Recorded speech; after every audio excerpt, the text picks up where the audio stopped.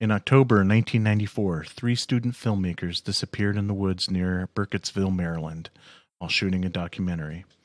In 2021, a horror movie podcast talks about the movies in the franchise. They were never seen again. Because it's a podcast. The Blair Witch franchise on this episode of Attack of the Killer Podcast.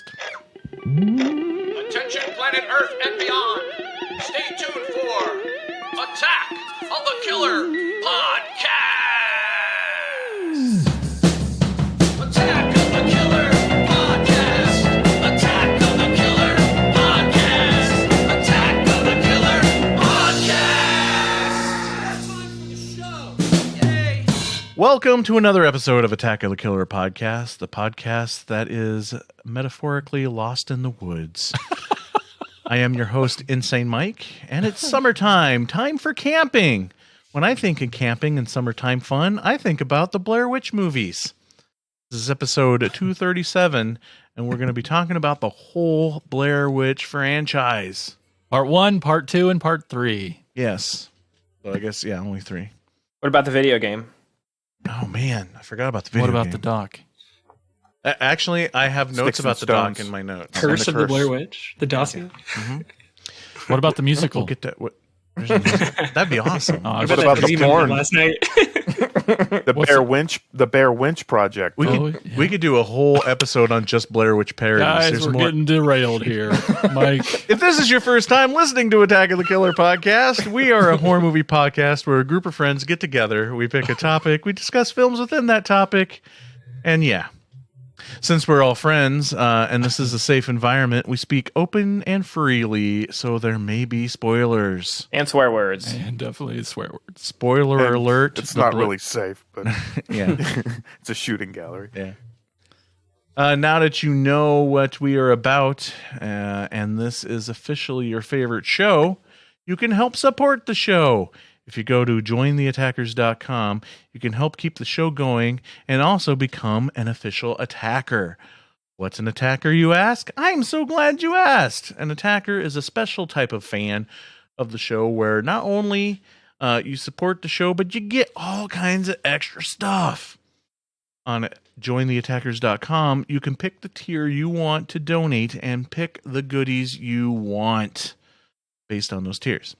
There's so much to choose from. You can get bonus episodes, various video series, original art, shout outs, your own official certificate and membership card, so much more. Again, go to jointheattackers.com and become an attacker today. Joining us on our journey in search of the Blair Witch is the podcast crew. For the longest time, he thought Michael Stipe played Mike in the Blair Witch Project because he said, "That's me in the corner." Tad, everybody. God. That's what you're starting with. I can't wait to hear the rest of them. Hi, guys. Thanks for listening. I hate that I kind of like that one. When we do our documentary about the Blair Witch, he'll be on sound because he does a really good job of doing the sound here on the show for the podcast. He's up with the audio. What? Jason! Stop it. That was all fake, and I'll probably try and fix it later. Hey, what's up, everybody? Thanks for tuning in. We really appreciate you being here. He made a playlist for his hike in the woods. It has music from the Cranberries, the Allman Brothers, Eminem. He calls it his trail mix. Oh, Andy, God. everybody. I knew saw it. it coming. Wow. That's actually pretty good. Don't encourage. Just like Mike, I'm kicking that fucking list right into the river. Yeah. Hello, everybody. Thank you for listening. Lastly, our very special guest, film nerd Bill Wright, everybody. Hello, thank you for having me. Thanks Very for, excited. Thanks for being on. Why don't you tell the folks at home a little bit about yourself? Yes, I am a film nerd. I assume as many of you guys are. Went to film school, moved to Atlanta to do film, ended up in tech. So that's what happens. But I do truly love horror movies, and I'm very excited to discuss specifically the Blair Witch with you guys. Awesome. Excellent. Well, it's awesome having you here. Can't wait to get into it. But first, I'd like to take a moment and mention our sponsor, Shudder. If you have not heard of Shudder yet, where have you been? Lost in the woods or something since 1994? Shudder is a streaming service for horror fans. Well, for anybody who loves horror, you don't even have to be a horror fan. If you're just like, oh, I saw Friday the 13th once. It's for you.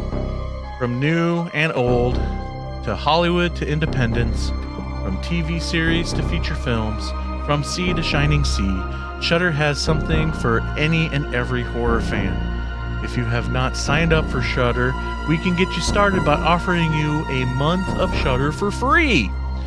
So if you go there, you just enter our promo code AOTKP and get a full month for free on us. That's right. So Thank do you. it now. You're welcome. Do it. But now. So I'm going to level with you. To be honest, the closest thing to camping that we've done lately is camping our butts on the couch and watching stuff. Maybe if we are lucky, we'll watch something with camping in it. Maybe. I don't know. But here's Tad with what we watched.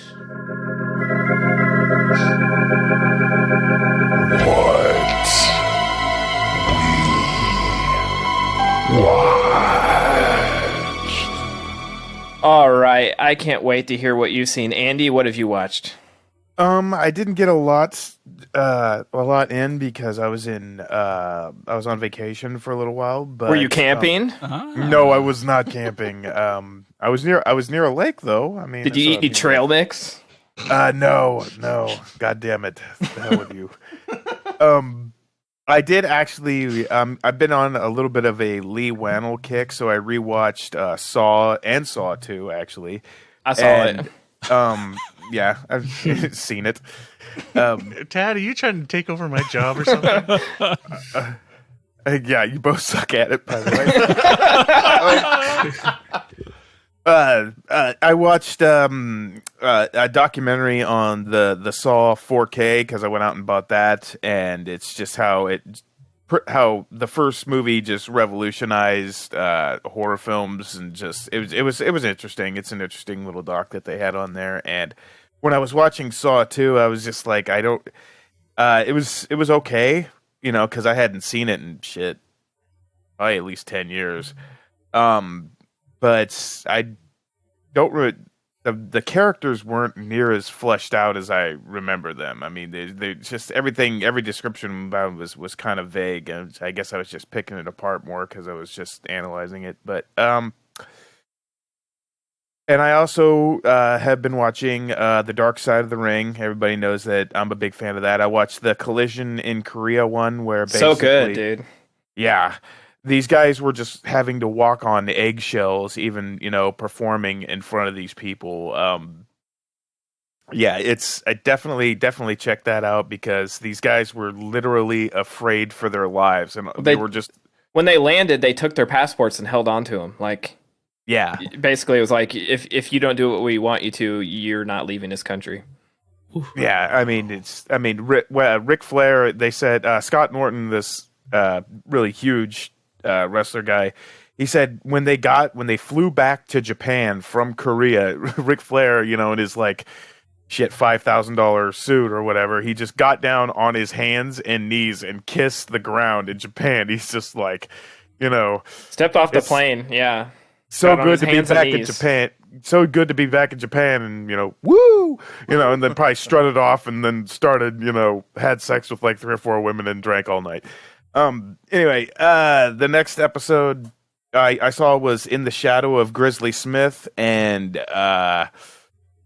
all I gotta say is brace yourself for impact because it's a hard watch. Because Jake the Snake Roberts and his sister and his brother were all wrestlers, and you'd never know that they were related. I mean, they weren't like, the Hart brothers or the Von Erichs, where it's just like, hey, we're this big happy family. It's like, no, that's not how they grew up.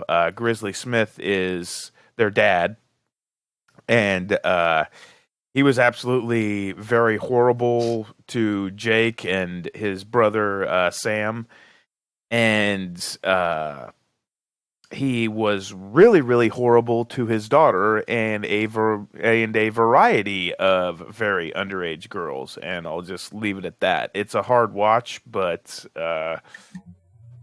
yeah, it's still very, very entertaining TV. And like I said, I didn't get to watch much else, but definitely, and I know I say this every episode that I get a chance to talk about this, watch Dark Side of the Ring. Very good stuff. Yeah, I haven't seen the newest one because it just looks like super dark. I mean, it's on the DVR. They're not like there's any fucking happy episodes. It's Dark Side of the Ring, not Light Side of the Ring. I watched the A&E documentary on Mick Foley. That was like 2.5 hours. That was really fantastic. Oh yeah. I've read all of his books too. Yeah. I have a signed copy of Have a Nice Day. I think it's his first one, but. Me too, actually. Yeah, that series, it touches on some of the dark stuff, but it's more about like the coming up and how they became who they are. So it's like the positive side of Dark Side of the Ring. So I recommend that too. But Jason, I know we're gonna have some crossover, Yep. so you go ahead and let us know what you watch. Okay, well, here's the thing. I got to go fast because I just counted, and I think I'm back to my old ways. There's 18 movies I saw since. Jeez whiz. I know, in the last 2 Do weeks you shower? alone. Anyway, moving He's got on. a TV So, in the shower. right. No, I'll just hit the big ones. They got the fam out. Tina and Brighton went with me, and we went and saw A Quiet Place Part 2. Me too, in the theater. Awesome. Woo. God dang, that movie was great. I got a short story to tell about that real quick. Okay. So I went to go see it when it came out as well. We went to a theater that had like sort of just started opening back up. And about halfway through the movie, during this huge action scene, like I guess a thunderstorm happened outside and it cut the sound out. The speakers went out. Oh, that's funny. What? But it's a quiet place, so nobody in the theater realized what was happening for about 5 minutes until people's like characters in the movie were talking and nothing was happening. And then so like we like had to go out because the sound was still working in the booth. So they thought that it was working and everybody in the theater was just like apprehensive, like, do we tell anybody? Ridiculous, truly absurd. Wow. Oh, that's Yeah, it was fantastic. I finally saw Nobody. Incredible. Loved it. Need to see that. Yeah, man. Bob Odenkirk is the man. So good. Army of the Dead. Awesome. It just came out too. I don't know. Boy, it's really quiet, so I guess I'm alone on that one. All right. I still haven't seen it. Okay. I don't got 3 hours. Hey, yeah. Gosh. You guys made me watch the Orange Years. That was really, really good. Yeah, that was awesome, right? That was awesome. The Friends reunion. That was so. Damn it! I haven't watched it yet. Dude, how have you not watched it? Because Just have some Kleenex ready. It's so good. I have eyes and ears, so I refuse to watch it. Come on. It's it's attitudes like that I haven't gotten a chance to watch it yet. I'll put it that way. Oh. One I don't know why it took so long to watch, but Saint Maud finally got some A24 action in there. Obviously, I loved it. It was Talk about an ending there, right? yeah, I probably should have said that. But it was more of a it was more of a movie than I thought it was going to be, than like an A24 movie. Yeah. You know, like it was just not that it was normal, but like I don't know, it was great though. It was awesome, and I really, really loved it. It's everywhere now, Hulu and Amazon Prime. And lastly, last night we watched The Conjuring. The Devil Made Me Do It. Me too, Saturday night. Yeah. Talk about a great fucking movie. I didn't like it. I'm in a pickle. I was too hungover to finish it. Oh, guys. It was kind of boring in the middle, and I like had this raging headache, and I was like, I'll check it out later. It was awesome. Loud jump scares aren't perfect for a hangover. Who would have thought? Some people eat greasy food. I try and scare the shit out of myself. But I'll stop there, and I'll leave I don't want to talk about Joe Bob because I can't. I'll stop. Hey, that's what I watched. All right, well then, Mike, what did you watch? Well, you should have, Jason, because I didn't get a chance to watch Joe I Bob. did watch Joe Bob. But I am so looking forward to it because he did movie shot on VHS, and I love that My stuff. least favorite movie. We did Spookies, man. That movie sucked too. It's one of my least favorites. Always has been. I've never seen Spookies? Spookies, and it was that a the- blast on there. Was that the As second? Spookies? Was that the second showing? Last No, that- week. The week before. Oh, the week yeah. before. He did Train to Busan and Spookies, which is a yeah. fucking weird double feature. I am so far Strange. behind Huh. on Joe Bob, and man. Okay. But they did a rap video for Spookies, and it was fucking glorious. Yeah, that part was cool. What I did watch though is I too watched Army of the Dead. What'd you think? Yep, Lost it. Well, you said it was awesome. I did. You said it was great. You said positive and then left it at that. I thought you just said it. Yeah, it was. I mean, it's interesting. It's a Go to the it's a fun tapes. take on it. And, I was like, it takes a lot for Jason not to say something nice about a movie. So That's true. Sledgehammer? Fuck that movie. But Army of the Dead, totally fine. It started off great. I was way into it. And I did not know about the recasting of the Right. helicopter person Tig until Notaro. until The like star of the show. until like we are literally in the middle of watching it, and Brandy tells me that, and I could not. It made me mad. I'm so mad because I couldn't not think of that anytime she was on screen. It was like, oh, it was frustrating. But anyway, I thought the movie started off really strong. I liked some of the. I love the idea of you never see a zombie movie where they board up the zombies. It's always like, hey, we have this town and we've boarded ourselves in away from the zombies. This is one time where they've isolated the zombies, and I thought that was great. The fact that it was Vegas, I thought was cool, and it makes sense because like once you get outside of city limits of Vegas, there is nothing but desert. So Zombies getting stronger and developing characteristics. They were leaders. the mega zombies or Yeah, whatever they were yeah. called, yeah. The Queen and King. Yeah, that shit was cool. Yeah, that was neat, a neat new thing, but oh man, did it bite it in the second half, man. It just no pun intended, but it just lost all of its gusto in the second half. Just everything not making sense anymore, and it just felt like the whole second half they just didn't even care. Like I thought things were so well written in the first half, and I was like, how can you not pay attention to the second half of your script? Yeah, and I know this is a nitpicky thing, but I am so done with movies where there's going to be a city blown up or some kind of nuclear explosion, and they just escape the blast at the last second. It's a nuclear explosion. First of all, a helicopter is not going to be able to outrun that blast. And second of all, it doesn't matter if they just barely got out of the blast zone. They're going to be dead anyway from radiation, whatnot. Unless you're in an old fridge like Indiana Jones. that. So zombies, that part you can rationalize, but I'm just giving you shit. Yeah. Yeah. I hear what you're saying though. Yeah. I mean, if they're gonna, why does it always have to be a nuclear weapon? Is my thing of, we all know that you're not going to get out of that situation, and then the fact that the last 10 minutes lasted 20 for the countdown, and then again, we talked about it in the bonus episode. I'm all for bleak and unhappy endings, but the ending really made the whole movie to me utterly pointless. Like all of it was literally for nothing. Right. That's the part that got me. Yeah, especially with the daughter and her motivation, because 30 people die so that one can make it out, but didn't Like even. Midas. But didn't even. and then didn't.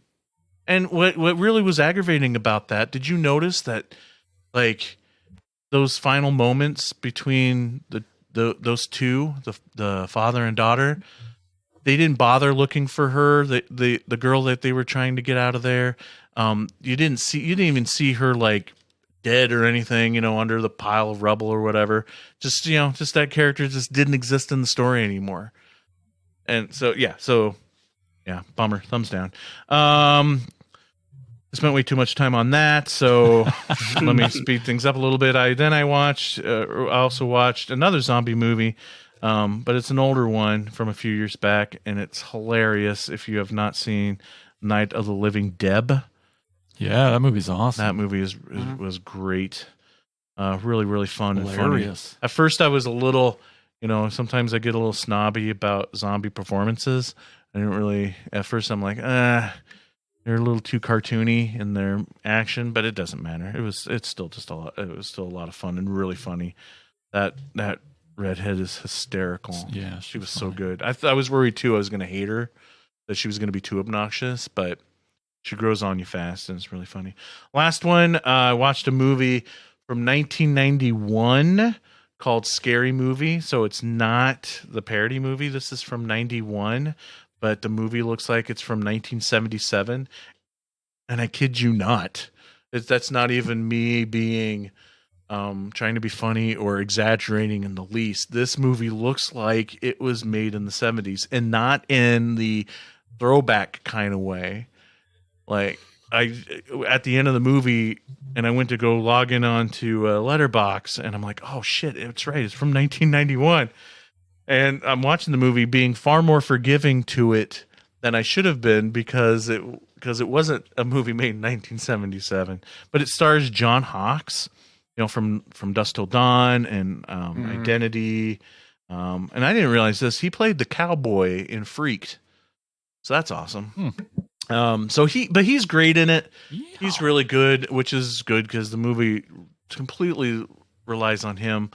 But it's about this like super neurotic guy who's like scared of everything. His buddy talks him into going out to do this like blind date thing while they go, and it's Halloween, so they go to a haunted house attraction, and half of the movie is spent with them in line waiting to get into the attraction. It's so freaking slow. I think Andy should watch this because there's so many bad lines in this movie that you would go hoarse from reciting them, Andy, on the show if you were to do it. And there's this prison transfer, this mental patient that escapes and is on the loose, so you could see where the movie's going from there, but it doesn't end up going that way. Woo! So maybe I should have mentioned this movie on the bonus episode of Most Memorable Endings because it's got a twist. Anyway, but that's what I watched. All right, Bill, what have you watched recently? Yes, thank you. I will counter his 18 movies with one. Mostly because you guys mentioned all the new ones that I watched recently. But it's not really a horror, but Bo Burnham's Inside. That was awesome. I'm awesome. not a huge Bo Burnham guy, but I watched saw the tag on Netflix where they play a little bit of it, and I was hooked immediately.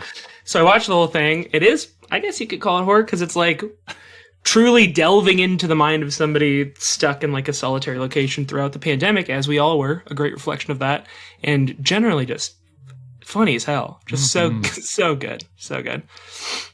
I love his comedy. It's smart for a goofball. There's that scene where he's like, thank you guys so much for watching so far. We've had a great time, and I'm having a great time putting on for you. And he's holding a knife the whole time, and it's just it's kind of like a good metaphor for the whole movie, where it's slightly threatening. You're not sure what exactly is going on. That's great. That's great. Yeah, I didn't catch the whole thing. Nikki was watching it. I think last time I recorded an episode, I stepped out and she was halfway through it at the intermission, actually. So I only saw the second half, but I enjoyed what I saw. So I need to go back and check it all out. But quick, someone asked me, what have I watched? Yo, Tad, what have you watched lately? Oh, just so much. No, most of the stuff I saw Quiet Place and Conjuring. Didn't love The Conjuring, but I think it's just because I'm just sort of over the Conjuring but universe, it's different. and that's okay. It's different. It's not ghosts. It was different. No? Didn't care. Okay. I don't know. It was fine. I didn't hate it by any means. I just didn't, and I wasn't expecting to love it either. It was just that's why I saw it on HBO Max rather than a theater, where usually I'll go to theaters for almost anything. But Yeah. outside of that, watch Joe Bob. They did Sledgehammer, and I didn't get to watch Things yet. I'm like saving that to watch it with a few. I saw parts of it. Like we watched it, probably like 20 minutes of it. I'll tell you, it might have been his best intro I've ever seen on anything he's ever done, was when he's introducing Things. Just the links that he goes to make it okay for you to watch the worst movie ever made. I thought it was brilliant. Well, as yeah, always, but I love it because last week people just were all over him about Spookies and how bad it was, and it's like, you guys have no idea, and that's what Joe Bob is about. Like, you don't tune in to watch your favorite movies of Joe Bob. You tune in to discover things and learn things about movies. And this is like, he made Sledgehammer watchable. I watched that yesterday while I edited an episode, and I've seen it, and so I muted it during the movie parts, and then unmuted when he talked, and then that made it much more bearable. But did he go into the fact that the amount of alcohol consumed in that movie would have killed Keith Richards? And I'll never get over that. Those people should be dead. Never, a slasher wouldn't have killed him. Consumption would have. He deep dives into it. It's interesting. Like, learned way more than I ever wanted to about Sledgehammer, but it was awesome. These might be spoilers for my podcast, but I watched 8 Mile for the first time with Eminem. one shot. Watched my first Bond movie in Goldfinger. Ooh, really? Yeah. Wow. So those two were The like, best theme song. yeah. Well, I mean, you'll have to listen to a 2-hour podcast to find out what I thought about them. But I expect you to die. so yeah, that's what I watched. Well, sweet. Thank you very much, Tad. That was awesome. Okay, people, get them tweets ready because it is now time for pole position with Jason. From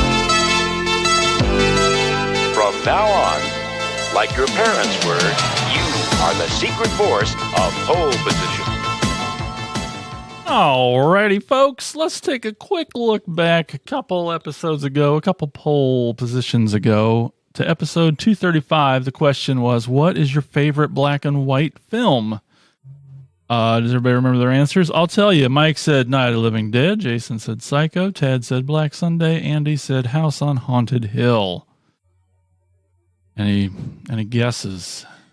Mike thinks he won. Number one, all the way with a bullet. Night of the Living Dead. Well, let me shock you here. This 2 weeks in a row, Andy was 0. Wow. 0 votes. Well, that's only because you said Psycho before I could. That's probably which is true. probably one of my favorite horror movies. And that's why I won with 43% of the vote with Psycho. That's bullshit. Insane Mike and Tad both tied with 29% of the votes. That's Yeah, I some good forgot to votes. log into my burner accounts to vote on. Yeah, myself. see, I knew it. I knew it. Jason could have spared a couple of his. That's true. I think House on Haunted Hill should have deserved at least a few. I votes. agree well, with of, you. Of all time considering what it was up against, yeah, I can understand why it didn't get votes. All right, well, let's move on to this week's pole position. The question before you, what is your favorite movie witch? Insane Mike, you're up first. Well, I'm already expecting not to win this one. That's a good place to start, yes. Because I went from the heart, not what I think would be the most popular answer. Yes, win your votes. That's the That question. way. I'm not going to attempt to pronounce the character's name, but I'm going with Barbara Steele from Black Sunday. And I think I wish you'd try.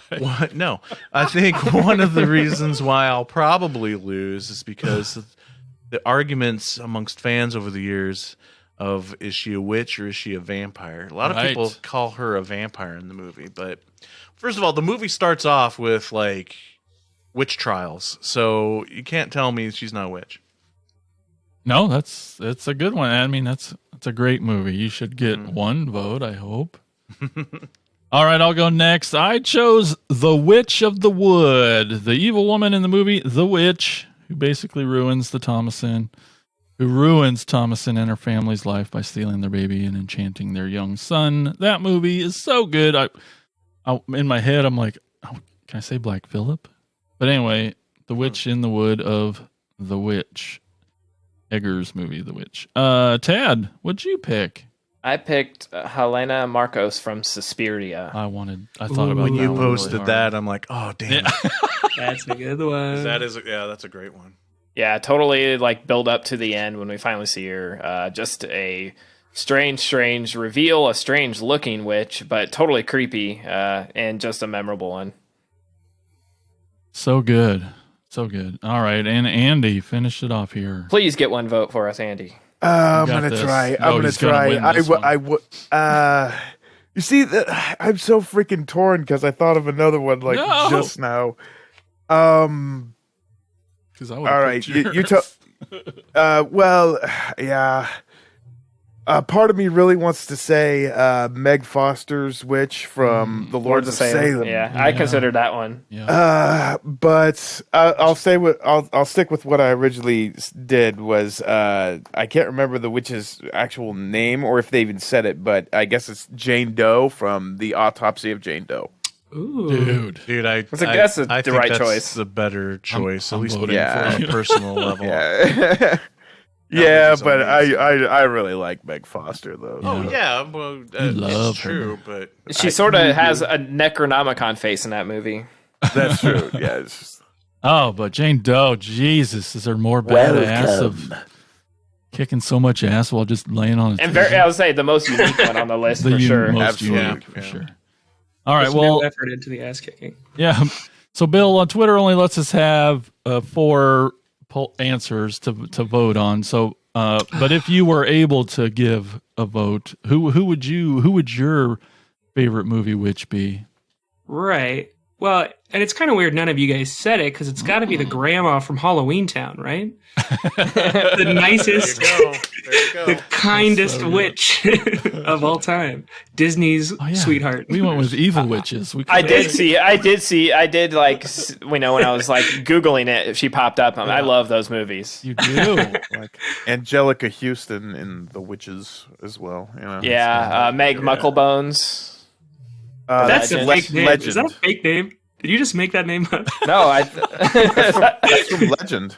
yeah. Oh boy. Oh, nobody said the Swamp Blair Witch or Witch. whatever. Oh, I wonder why. Huh, interesting. Weird. All right, well, everybody get your butts over to Twitter at AOTKP. Get your votes in. Choose who you think got it right. And that is pole position. I just want to say I'm extremely proud of myself that I did not, during all of that, go which.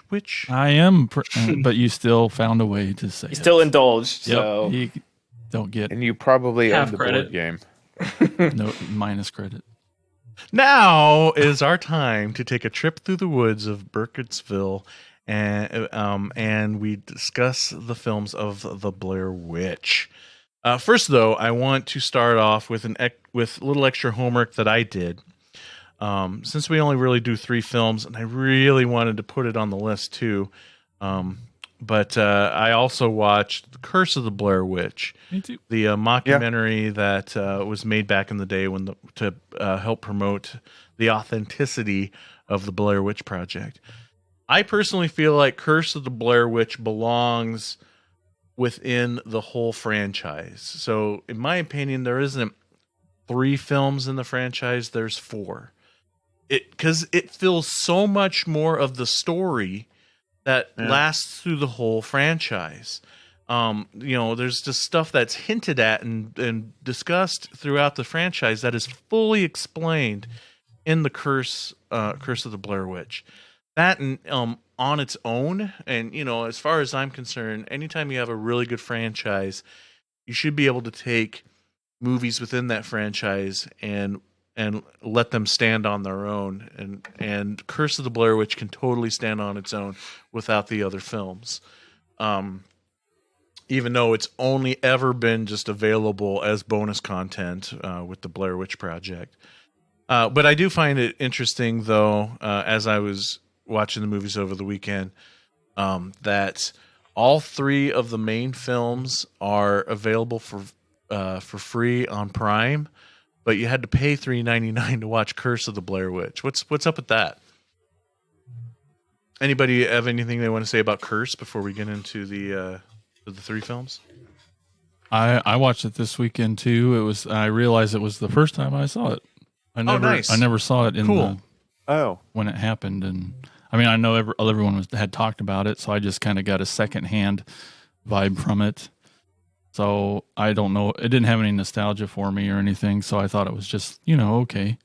Oh, but I understand. But it was fun to see how the filmmakers were getting you. Now that you know, see, yep.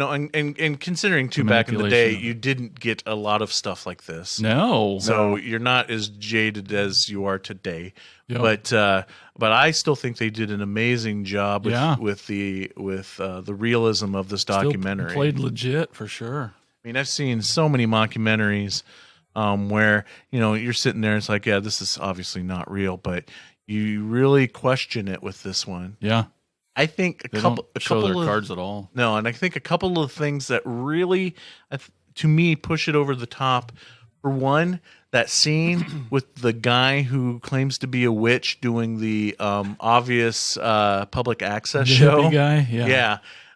Just the poor quality of the audio and the video so of his little show. That you're convinced that this is a real thing, and then the Rustin like mystic occurrences or something. Yeah, something like that. And then the Rustin Parr scenes when they're interviewing him after he did what he did, they did a really good job of making that look like old footage from like the 50s or whatever. Well, I mean, if we're talking about the franchise, we can't not mention Bill's Blair Witch film on Instagram. Ooh. I made a silly Instagram video. It's fun, but I loved it. I just copied their stuff. It was awesome to make, though. It looked really fun. Well, obviously left an impression on me because, like, when they said they're doing Blair Witch movies, I was like, I know the guy because I still think about how like great that was of a recreation and just perfect. Everything lined up. I had a costume for Halloween, and then I found this VHS video app, and I was like, "Oh wow, I know what I'm doing." I got a day. We should make a quick Blair Witch tribute. Plus, it was super fun to go through the lore, which I think is my favorite part about the Blair Witch movies. Is just all there's a lot of really the world building is amazing, and it was fun to be able to pretend like that was real for a day or so. The Blair Witch universe. Yes, absolutely. Yeah. Cool. All right, Jason, where are we going to start? We're going to start at the beginning-ish of the feature films.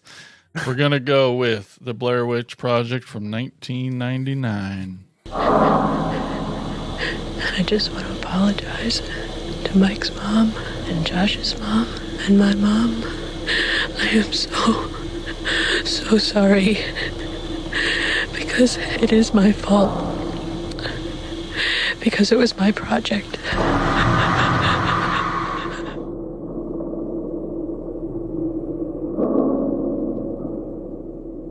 The search of the three missing Montgomery College students continues in Frederick County tonight. 10 days and thousands of man-hours have been unable to produce any clues. We have a few leads, a few other options we want to take advantage of, and just try to put together some pieces to this puzzle.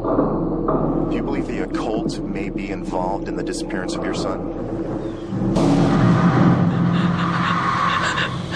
I am so scared.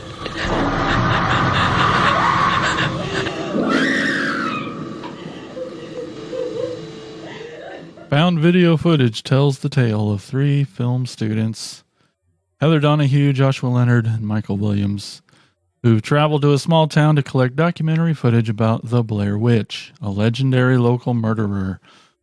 Over the course of several days, the students interview townspeople and gather clues to support the tale's veracity.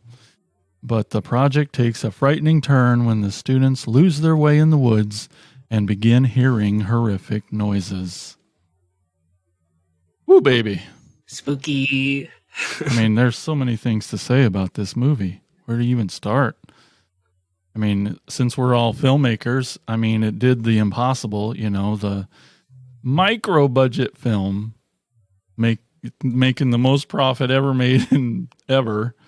Like, it's just incredible how this movie took off, and there's so many great reasons why. And Mike, you know, talked about it with that Cursa video, with the internet just barely starting, with the, you know, it was the perfect storm, you know, Totally, just the way they were promoting it. And I mean, yeah, I mean, it's tough for something like this to exist today. We had the closest It thing is. we've had is like Yeah. Paranormal Activity, but it's like, like you said, with the internet there, but not in everybody's pocket like it is now. The word of mouth was spreading. The rumors about it, is it true? Is it not? Oh, parts of it's true.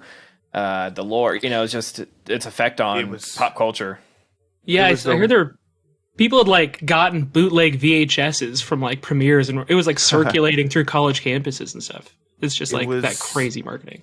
It was at the right place at the right time where your suspension of disbelief could be still kind of messed with, you know. It was like you said, is it real or is it not real, you know? And like I think they touched upon it in the sequel. It's just like people are going, you know, to like Maryland and like, you know, buying rocks and shit, stuff like that. So Well, we were all internet babies too. Like it wasn't that big yet, and so it's like hard to figure out and like believe like what's true and what's not on the internet at that point. yeah. yeah, I was definitely one of those. No, I mean, I wasn't like a gullible person that completely believed it, but I was there with it from the very beginning. As far as all that advertising, is it real? Is it not? I don't remember having a lot of friends growing up, or you know, the internet to really talk to anyone else about it. But you know, you'd hear things and see things and read some things, and I mean, it's one of my favorite stories of experiences watching a movie. I'll never forget it till I die. I remember going. I can't remember if I went by myself or me and Spooty went, but you know, we just went to this little theater just in the next town over, and it was the image of him standing in that corner is just gonna has always to this day fucked me up. Is a little strong, but like it gets me, and I just remember like I was so scared when I got home. It was dark. It was the late show. Where I lived was dark. There wasn't a lot of lighting, and I literally ran from the car to the house. I mean, I'm a grown adult, and I ran from the car to the house. I was just so shook up from this movie. It was awesome. You know, like, it was so cool to be that scared over this crazy, crazy thing. Dude, my experience with this movie Similar, the first time is a mirror reflection of your experience, because saw it in the theater with a buddy. But trumpet a little bit. You've lived out way more than I would do. I lived out in the middle of nowhere, just outside of Oskaloosa, with this woodland area in the back. It was a really windy night, so the whole house, it wasn't a big house, and the whole house was just like creaking and popping all fucking night long, just noises everywhere. And to top it all off, the basement to this house was a dirt basement that looked just like the freaking basement. Yeah, in the movie. I didn't like going in that basement before I saw the Blair Witch, and I don't think I ever stepped foot in that basement after seeing the Blair Witch. There was nobody home. It was home alone that night after seeing the movie. I turned all the lights in the house on. Yep. It was awesome. It I'm right there was. with you. I got myself so freaked out that it was one of the most fun movie watching experiences ever, just because, you know, we watch so many horror movies, man, and they just don't affect us at all anymore. So to be able to create that experience for yourself is always a golden moment. What really sold this movie to me, you know, I mean, the movie really kind of sells itself because it's presented as, you know, a real thing, but I remember seeing the poster, and it wasn't, not the Heather Donahue with, the beanie on, but the missing, Yeah. the missing person's poster, and I was just like, "Holy crap! What is this?" It had them all. I mean, that was the one thing that really, really caught my eye, and I was just like, "Wow!" And like I said, we were talking earlier. Is this real or is it not? And then you're just like, man, that's the one thing that really, really drew me in, and I was just like, man, I really want to see this now. Well, dude, take the trailer that we just listened to.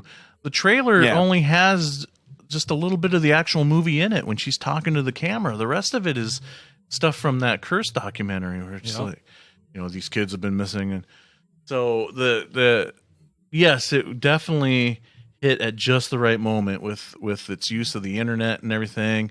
But the advertising in this movie was pure genius. I would just flat out say not since like the old Orson Welles radio play of War of the Worlds has any media duped the world as much as Blair Witch Project.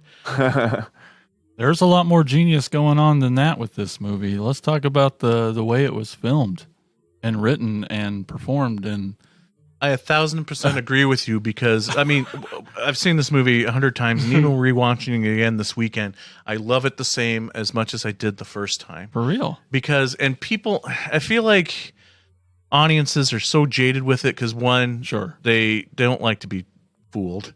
So I think the movie hurt itself in the long run as far as longevity goes because people go out of their way to hate this movie because, one, they got duped, and two, they just feel like it's amateurish and it's just like all improv-y and whatnot. But I truly feel that there is master filmmaking going on in this movie.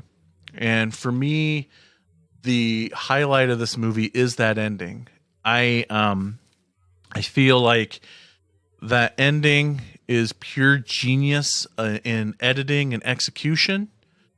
I remember when I went to the Art Institute of Pittsburgh, and we had this one class where I don't even remember honestly what the class is about. We did so much other stuff like off topic in that class, but it was still all very educational. I remember we watched a scene from the movie Aliens, and we dissected that scene. And it's the scene where they're in that room and they don't know where the aliens are, but they have that device that beeps and lets them know that they're coming, and the aliens are like really right up above them and all that. And we watched that scene and we picked it apart. And one of the things, because that scene in particular causes a lot of tension when you watch it, it's really suspenseful, and so we picked out the part as why it was that way, and it had a lot to do with the camera shots to create the claustrophobic of the scene. Each time they would cut to a different actor throughout that scene, the camera would just consistently get closer and closer to people's faces in that scene. The device where the aliens are coming at them, it gets louder and louder, and the beeps happen faster and faster throughout that scene. And the Blair Witch does the exact same thing with audio. It's brilliant because Mike goes into the basement, he gets knocked down, all you see is the camera hit the ground, and through the rest of the movie, when it switches to Heather's camera and she's in the attic, the audio through the rest of that scene is from Mike's camera. So you're hearing as this the tension grows with you as the watcher of this movie, because the audio of her running down the stairs, screaming for Mike, her cries, all of that stuff just consistently just grows louder and louder through that whole scene. And I just think that whole moment is utter brilliance. I also love the way that it was written. I mean, it really was improv in a way. How they would drop off, they really threw these three actors It was literally improv, yeah. Yeah, they threw them out in the woods, and they would just get their little bit of notes in the morning or whatever, and they would just, have to hit the dot points and then react to what went on, and it's fucking cool. I mean, no, there wasn't movies that did anything like that before, and just this not only just the documentary style, but this handheld. It was one of the first handheld shaky cam movies like this found footage. It's the first time not the first, but it's like they really honed in on some really cool shit all at once. Yeah, I was 14 when this came out. My brother was 18, so he, I believe, brought back he had a VHS tape. I didn't get to see it in the theater as far as I remember, because I think I would remember if I saw it in theaters. But I think that almost added to it, where it was like, I'm not in a safe theater. I mean, I guess some people like home is safe too, but it's like when you pop in a VHS tape, it's almost like you're putting in their footage, or something like someone copied it or something. And it's funny because I just got like a new little mini TV with a VCR built into it, and Nikki found this box of VHS tapes in the basement in storage, and she brought them upstairs. And she had a tape where she had recorded Blair Witch Project off of TV. Yeah, and but I had already unfortunately already had watched it because I was like, damn, that would have been perfect to watch it on like your shitty like third generation VHS tape. But yeah, I mean, just the absolute perfect storm of everything in this movie, from everything you guys have already said, that the performances, the thought process. I mean, they could have just fumbled the ending and it wouldn't be remembered like it is. And then the marketing itself, the word of mouth, everything about it. It's the movie of that generation. I mean, we're still talking about it. It's still like, I wasn't sure how it would hold up. I've probably watched it 4 times since the 99, whatever. And this is the first time probably in like 3 or 4 years that I sat down and watched it. And I did it at like 2 a.m, and I shut every light off and closed the door. And I have a movie room where no light can get in. And it was like uncomfortable watching it by myself. To be honest, it was sort of like I wanted to check my phone just to like make myself like tune out a little bit. Yeah. Bill, what draws you to this? I was gonna say, Bill, tell us how old you were when this came out. Yeah, this is my secret. This is that I'm ashamed of. But like, my mirrors Tads a lot because I was 7 when this movie came out. Wow. So like, I didn't get to go see it in theaters, and I'm a dumb little kid. My friend Matt took it from Josh. Josh Lamb had got it. And so he got it from his older brother, and we all watched it in in my friend's living room, probably like 8 or 9 years old. And, are we even in middle school at that point? I don't know. And so it's like, obviously true. The whole story is true. Right. When you're that young, like there's we don't have the critical thinking skills to be like, I'm watching this in my house on a VHS, so it might not be, but so it scared the living daylights out of me as a kid. I do remember being very frustrated that I didn't see The Witch, but that's a little kid thing. And then I came back to it again as an adult, a little bit later, probably like in film school, to try and recapture what went so well in the found footage. And every time I watch it, I get really entranced by the 3 of their performances. There's the only time that I've seen that sort of like improvisational thing work again is in Coherence. I don't know if you guys have seen that movie. Yes. Oh yeah. Because that was the same sort of thing where they just gave them little notes and just had them like react to things like banging on doors and stuff. Which is rad, but it's like the scenes when they're sitting around the fire and she like zooms in the camera and she's like, the flames are licking you like the devil, Josh. And it's like, that's just some dumb shit I would do, like if I was out camping. And it made me really like, attach myself to the character because it felt real because it was real. It was just like 3 people camping while the directors would come and shake their tents at 3 a.m, Mm-hmm. And there's something magical to that and really capturing like true emotion. That's why I'm not a camper. Like, where do you guys stand as far as camping? I forgot to say that. Like, I was a Boy Scout growing up. All I did was camp. All I've ever done was camp, and I haven't been back since 1999. It's the Jaws effect to beaches. It did. Yeah, it did. I like nature. I like hiking. I like being outside. I like going on walks and doing all that. But give me no bugs, give me air conditioning, and give me A bed. Yes. Screw all that. You like glamping. Tents can kiss my ass. No, that's not going to happen. I mean, I go round for round. Me and my wife. I'm going to get you to go camping someday. Well, you're gonna give me an RV. No, I don't even want one of those big shit boats. I don't even like those things. No, man. I want 4 walls and a bed and a television. That's how I camp. Exactly. And no bugs, man. No way, dude. And you're in a cabin in the woods situation. Yeah, exactly. I got a couple more little stories about. So 2 of my other favorite things that ever happened in my life. Flyboy, everybody knows Flyboy, right? Flyboy. Yeah. And he loves them ghosts. I don't know if you know that. And witches and the occults and the Bigfoots and the running around in the woods. So you have to know the Blair Witch is like one of his favorite movies of all time. And so for years now, Flyboy and I and all of us, but we do go to conventions a lot, and we both had the pleasure of meeting Mike and Heather at one of these. And cool. So yes, very cool. But what, I have they 2 lived? They're alive? Shut your mouth. Well, Josh didn't because he wasn't there. He was supposed to be, and then he had a thing because he actually still acts, so. But it's 2 of the most amazing things ever happened. So they have Q&A panel type things for celebs at these conventions. And so we are fucking front row for Heather and Mike. And so we're in there.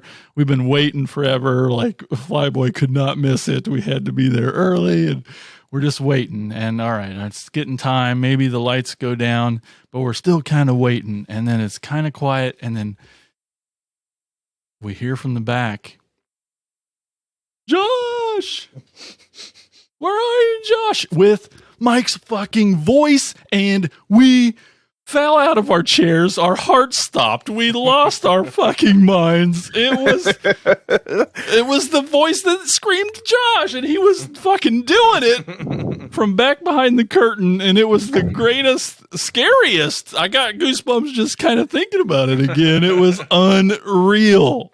Just getting to hear him do it. Oh my God. It was incredible. That's rad. Incredible. And so it didn't end there. At same convention, Flyboy has a knack of talking celebrities into doing things.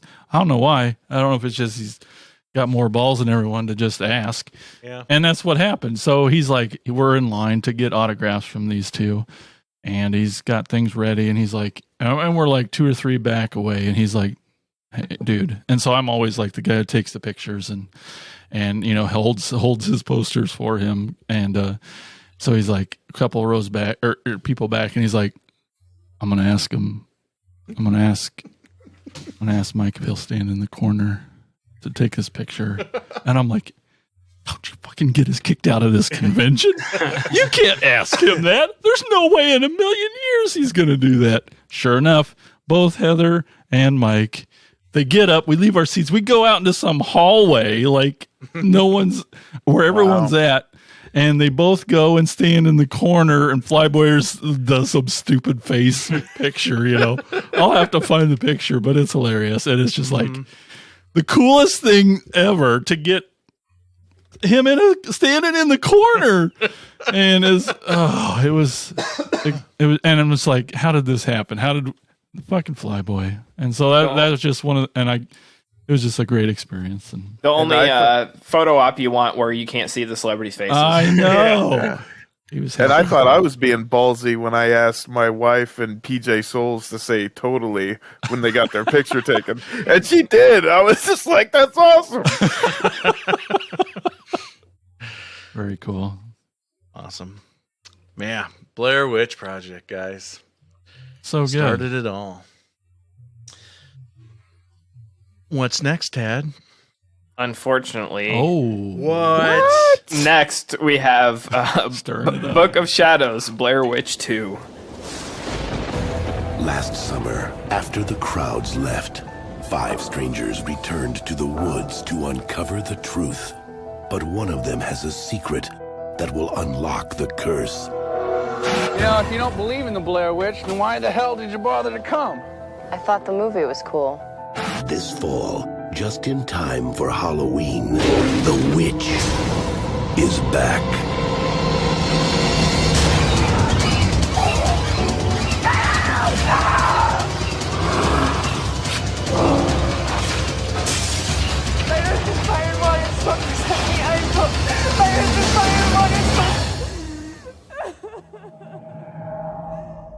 On October 27th, forget everything you've heard. Forget everything you've seen. Because this time, the truth is scarier than fiction.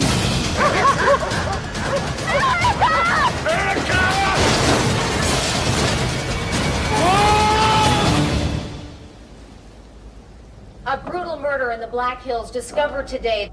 In the past year, the Black Hills area has been overrun with movie fans wanting to get a glimpse of where the Blair Witch Project was filmed. A group of tourists arrives at Burkittsville, Maryland after seeing the Blair Witch Project to explore the mythology and phenomenon, only to come face to face with their own neuroses and possibly the witch herself. Man, this movie is a product of its time. This is a first time watch for me. It's been on the list forever because I've consistently heard bad things about it. It did not even live up to that expectation. Oof. This movie, I will say this was the most I've laughed at a movie in a long time. Nikki and I just like howled at this one. This to me was at least it was fun. We had fun watching it. I will say that. But at its expense. If there's a movie that like defines the style, like a filmmaking, the style of hair and clothes and look of the year 2000, it felt like a Jingo commercial with some with a owl thrown in. What a strange direction to go with this franchise. I can see why everyone sort of dunks on this one. Mike, you've been defending this movie since the year 2000. Why? What do you mean, why? I'm just... You like it. I like it. I had a great time. I had a great time watching it. It was a first time watch for me, too. I had the same thing as Tad, where it's like every single person that I've talked to is like, yeah, just don't watch it. Just don't watch that movie. So I went into it fully expecting for it to be a waste of time, but I don't think it was. I had fun watching it. Obviously, it was bad, but... I mean, I think there's like reasons for that also that I've, after it, I was almost more curious than I was for the original Blair Witch. Like, how did this get made? Like, that kind of makes sense, but I'm so curious about how that got made. But I see you freaking out over there, Mike. Maybe you can at least start by like admitting maybe it's everyone's first time. What? Your first time watching Books of Shadows wasn't. It's grown, is what I'm seeing. Like you liked it right out of the gate. I thought I liked it right out of the gate. There's a few. All right. There's a few things I have problems with the movie, and I can get into it if you want. But honestly, it's kind of hard to defend something when you're still unsure why there's hatred for it. I guess I still not understanding why you guys are saying it's bad. Well, there's no Book of Shadows. Yeah, there's no actual fucking book. What is that? Half that. Or a shadow of one, for that matter. There's lots of shadows. The movie. Not of a book. There's probably some books in there somewhere. Yeah, I did see a book. He's got a point. Yeah, I'm not sure that guy can read, but this was okay. I thought I'm just saying. Like, I thought the idea was cool, but it just the execution maybe. It just like everything I sort of hate about this time in film. They like the corny alt metal butt rock soundtrack. The douchebag with the douchebag with the goatee who's like really cool and has a cool van. Just yeah, man. Like I don't know. Just maybe that era of films is really tough on me. Did you guys look? I mean, I'm sure somebody here looked into it enough where it was like. The director didn't have that like butt rock metal. They had Witchcraft by the opening credit. Sinatra. The opening credits was a Sinatra, supposed to be a Sinatra song, not Marilyn Manson. And then the studio had them, like, after the first shoot, they made them shoot, what's his name? Jeffrey Donovan going insane and, like, all that insane asylum stuff and all the, like, gruesome murders. They, like, did all that after the original because they were like, it's not going to captivate audiences. And so there's supposedly, like, there's not a director's cut, but there's, like, a commentary where the director's like, this should be in it, that shouldn't be in it, this should be in it. Yep. And people have, like, gone behind the scenes and, like, redone the director's cut, and they say that it works out better. I'll check out a fan edit if someone's got one without that stuff, because that's that. If there is that, agree. then I totally want to see it too. Because okay, so here we go. You've opened up the floodgates for me. Okay, this is directed by Joe Berlinger, who this was the only time he ever made a feature narrative film. He is mostly known as a director of documentaries. Most famously known for doing the Paradise Lost documentary series. And he's probably one of West my Memphis 3? Yep, the West Memphis 3 films. One of the more recent ones he did was the one, I forget the name of the doc, but the one that's on Netflix about the girl who was found dead in the water tank at that weird hotel that everybody... I fucking love... That's my favorite scary story of all time. Yeah, and that's a great doc, and watching that doc, it totally makes sense to me that it was directed by him, because he kind of has this running theme. What's that? I'm sorry?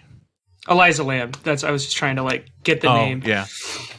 He has this running theme with the topics that he picks about not judging people based on their appearance, and I love that in that that doc, and how the whole thing just twists, because they start talking about the black metal guy and how people were accusing him of killing that girl, and then just how the documentary ends is like, nope, she was just she fell into the tank because she was drunk or whatever. And it just, I find it really a big hit in the face as far as that theme of like, don't always judge a book by its cover. And those themes are in this movie as well. But a lot of the problems with the movie was studio involvement. To me, this is one of the... I've watched the commentary track to this movie than probably most people have watched the movie itself. That's how much I love this movie, and two, I think it is a... it should be... This movie with the commentary track should be shown in film school on... or at least maybe it should be shown to people who are getting executive jobs at studios. Like, this is one of the greatest cases of studio involvement ruining a movie, because the murder scene where they're slaughtering the people in the ritual, I mean, that was part... Was that? Yeah. That was supposed to happen, but it was supposed to only show up right there at the end when things are revealed, and not flashes throughout the entire movie that give the fucking movie away. The studio made those moments happen. The 2000 metal music that is throughout is not supposed to be there as well. The regular score itself, I really like. I find that score very, it just really, I feel like, creates a whole sense of dread throughout the whole movie, and I love the score to this film. Did the studio like CGI the bad lipstick and eyeshadow on the goth girl too? I don't know. She was hot. I was into that. I was fully into that. Kim Director is very, very easy on the eyes, even in that getup, dude. She's very, very pretty. Also, there was a hot second when the intro credits were rolling where it said Kim Director, and I was like, why didn't they put the director's last name? I was so confused briefly. I had to look it up. And the thing is, I mean, there's actually, I guess the only one that has like horror pedigree per se in this film is Erica Learson. Because after this, she did Wrong Turn 2, and she was Pepper in Texas Chainsaw Massacre, the Michael Bay remake. I always love the irony of this movie that it's the one movie in the Blair Witch franchise that's not shot as a found footage movie, that's not shot as a documentary style film. And they got a documentary filmmaker to do it. to do it. But there's these great running themes that Joe was really trying to hammer home in this movie. So if you just get past the 2000ness of it, Tad, you pick up on these great messages that he's trying to do. Because if you realize, anytime the stuff that really went on is always through the lens of a camera. And everything that they think is reality is them through the camera lens of the movie. So it has a lot of great commentary in this film about the perception of reality, especially when it comes to what we watch. Which I feel is even more relevant now than when he made this movie in the year 2000, because of all these like documentaries that we get, or what we have gone through in the past year of like what is reality. What is reality? Is it what we watch on TV, or what we read on social media? So I think the companion piece of the first movie, The Curse of the Blair Witch, I think it actually helps this film in terms of the story, because if you watch, the Rustin Parr part of The Curse of the Blair Witch, he says that the witch is telling him to do these things and it's manipulating his mind, and it's all basically, this movie is just the witch manipulating them to do, all these awful things. And I think The Curse of the Blair Witch actually makes the second film make a little bit more sense. Yeah. One of the more fun things I think of this movie is the fact that it's littered with hidden messages and Easter eggs throughout the entire movie. That makes the experience even better and more fun, and almost kind of feels like they're trying to create a reality of like, what is this movie part of the curse or whatever. But some of them, and there's so much in this movie, I can't remember them all or recite them all or I've even find them all. I mean, I've watched this movie so many times, and a lot of times I'll watch it just so I can tell us a few. I'm getting there. So when they go to the cemetery to pick up Kim, the goth girl, and she's laying on the grave. When they first approach her, there's one name on the tombstone, and then when it switches cameras and it goes back to her, it's a different name on the tombstone, and the name now on the tombstone is I think you say it Treacle, Treacle, which is the name of the last name of one of the children victims of Rustin Parr. When they're leaving the cemetery, it cuts to a wide shot, and you see a tombstone that's not in this shape at all, but its shadow is in the shape of a Blair Witch stick figure. There are stick figures throughout this whole movie hidden in plain sight. One when the dream sequence, when the woman is drowning the baby in the water, there is a shadow of a stick figure in the water. One of my favorite things is the guy working on the cooler at the convenience store is actually Rustin Parr. So the first time you see him and he's laying there on the ground working on the cooler, he's got a set of tools laying next to him, and it's in the shape of a stick figure.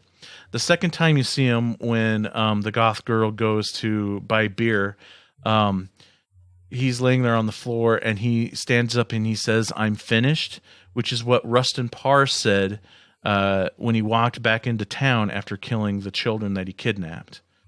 There are words throughout this movie intentionally, not like, seeing the word sex in the leaves in Lion King. Like the campfire scene, the word sea appears in the flames. The word or is seen in the pattern of the rug when Erica is doing her Wiccan ritual. So there's just so much of that stuff throughout this movie. Those words actually spell out a full sentence. Yeah. The secret of, I think it was like reverse, which I think was like them trying to do their viral video marketing thing in the same way where they like hid like so it's like you would like find these words in the movie and then like put them in the correct order, and it has like the spooky phrase. Drink your Ovaltine. Yeah. The one thing that I really that really stood out to me is, did you guys notice the runes and the Curse of the Thorn all over this damn movie? Oh yeah, they're everywhere. Yeah, so it's just like I kind of like this.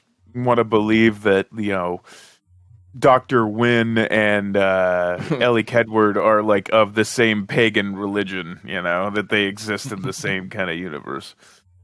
The sheriff or cop or whatever that's interrogating him, that pouring it on thick. You boys are murder. I love that guy. He plays Big Al in Blood In, Blood Out, which is But they use the same name as the one in the Curse. Cravens. Yeah. That was cool. You don't want to end up back in the loony bin.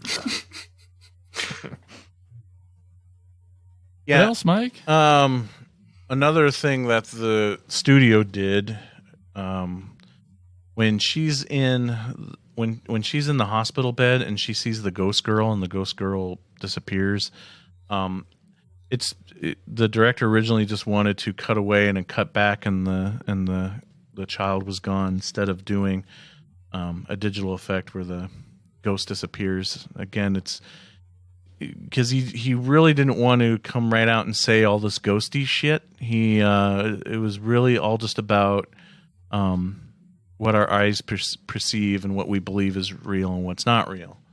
And so some of that message gets lost with what the studio made him change. But they hit that again, that it's just at the end of the day, the ending is dark and bleak, and I like the score. I thought it was also really well shot. I love a lot of the camera work in it. And so I like this movie. I don't care what you say. Other than the Nickelback song, I love every band and song that's on the soundtrack. It's phenomenal. They even have At the Drive-In on there. Anyway. What was really weird, at the very end of the credits, they have At the Drive-In. I'm like, what the fuck is this? For 15 seconds, but... Yeah. But no, all the songs. Anyway, sorry. I'll admit it. I was confused watching it because I sort of went into it knowing that it had a bad reputation because obviously it's hard to live up to the first one. I mean, really, they shouldn't have done a sequel in general, but... that and I've heard for years, the goth chick is hot, and I was like, are you guys talking about the goth chick or the witch, like the redheaded witch? The Wiccan. The Wiccan, because I thought the Wiccan was much more attractive than the both.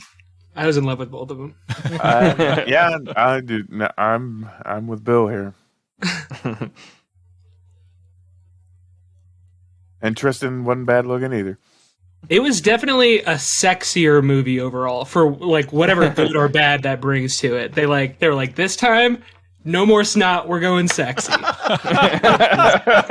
You don't find snot bubbles sexy?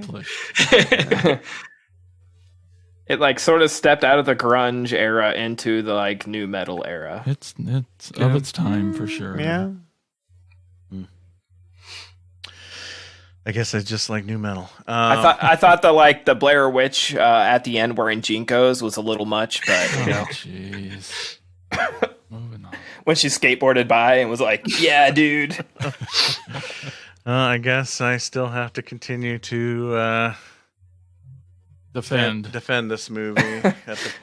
I know Brian Clark's gonna shit all over me. That's okay. Yes, he is. Like, get him, Brian. Get him, Brian. I like this movie. I'm with you, Mike. I like it. I'll probably end up watching it again. I really feel like, love it or hate it, it's worth multiple viewings, because even if you just sit there and spend the time trying to find all the Easter eggs, that to me is a good time. I guess I'm just a sucker for that shit. I think we'll probably watch it again some night when we want, like, we genuinely like laughed our asses off watching this. So It was You know, the ghost they're girl not- walking backwards. I laughed out loud during that, and I couldn't help it. I was locked in, except for that scene, and when she slowly drove the van into a tree. Oh yeah, that was Or like and the stuffed owl that is thrown through a window is really funny. And I grab them and I hold them and I say, I know. And they say, I know. That's my favorite part. I know. Yeah. I know. All right, Andy, what's the next movie in the franchise? Our third movie in the franchise comes from the early 80s and it's called Sledgehammer. No, I quit. I'm done. It is simply titled Blair Witch 2016, directed by Adam Wingard. What is that? The guy who uploaded this video said it was from a tape he found in the Black Hills woods. I think that might be my sister. You really think your sister could still be out there after all these years? If there is any chance that I could find out what happened to her, I need to try. Legend said there's been a curse on these woods. Do you believe in the stories about the Blair Witch? Oh my god.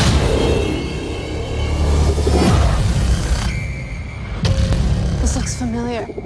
We've been walking in a circle. No way! They're everywhere. Who could have done this? You did this! Oh my god!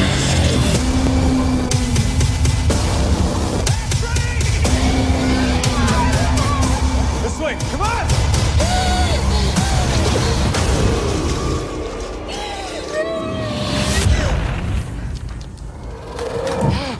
There's something out there. We found it! That's not your sister, that can't be her! Come on! Get in the corner! Don't look!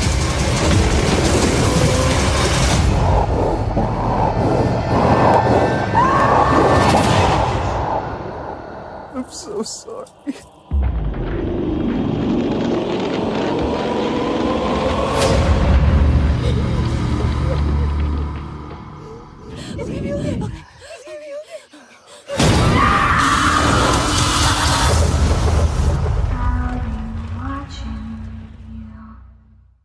Okay, that trailer ended about 6 times. Okay. After unearthing a DV tape containing intriguing raw footage in Burkittsville's Black Hills forest, Lane and Talia upload the video onto YouTube.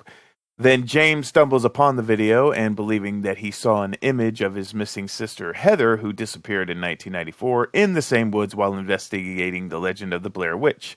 He assembles a team of friends in search of answers. Convinced that she is still alive, he heads into the gloomy forest accompanied by his friend Peter, Peter's girlfriend Ashley, the film student Lisa, and the pair of uploaders, only to go astray in the heart of a green maze.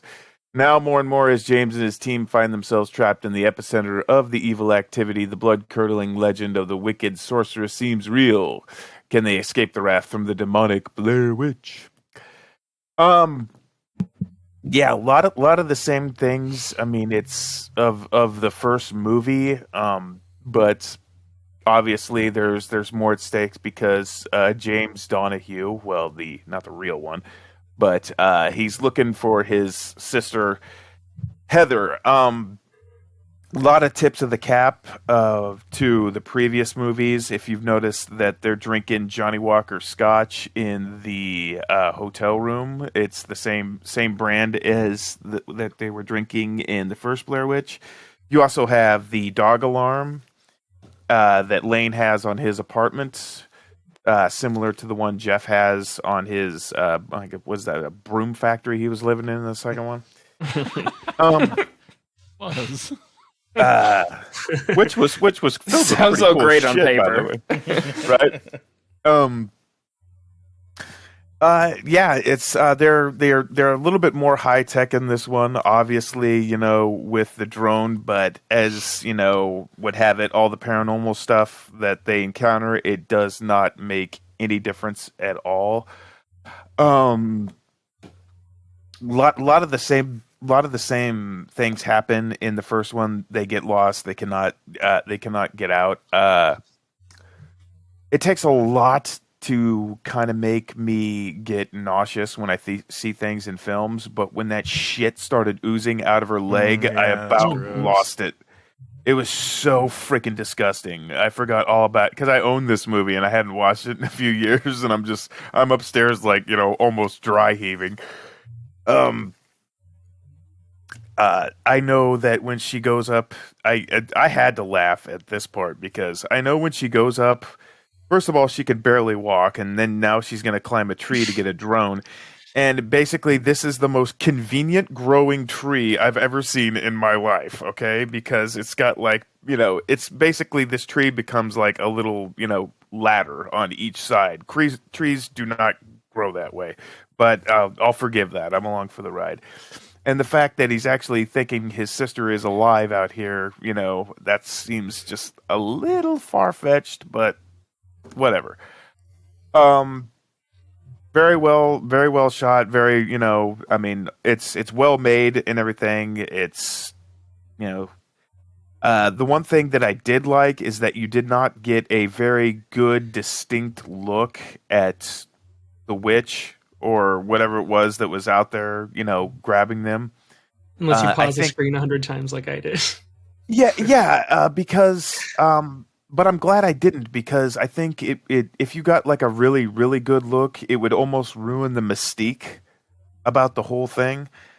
Plus, I mean, it would ruin, you're not supposed to look at the witch, otherwise it won't hurt you. It's like the same concept of, Rust and Parr, and then of course you have Peter, in the corner of this house as well. And the house is scary, is spooky as hell. Yeah, they did a lot of things right in this. I think it's a very good sequel. I think that's pretty much all I gotta say. Oh, and it's also, I like the fact that the witch is still messing with with people's minds, because James at the end, he thinks he hears his sister's voice again. Heather, is that really you? And then he turns around, of course, the witch kills him. So basically, I think they're using probably the best elements of the first two movies, and just making them, making it, and bringing new stuff too. Yes, exactly. With the time issues and yeah. Fucking So cool. that's pretty much all I got. I enjoyed it. I mean, it was good revisiting it.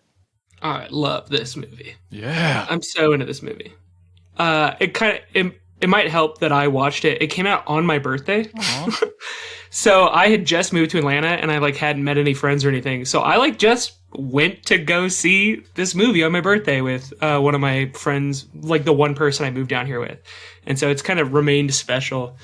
It really fits in my favorite genre of movie, which is favorite genre of horror, I guess, in general, which is where the environment is what's against you. And I'm not talking blizzard's going to kill you. I'm talking hallways are moving, the forest is wrapping around itself. And there's the villain is the environment that you're in at the same time, especially when they mess with time.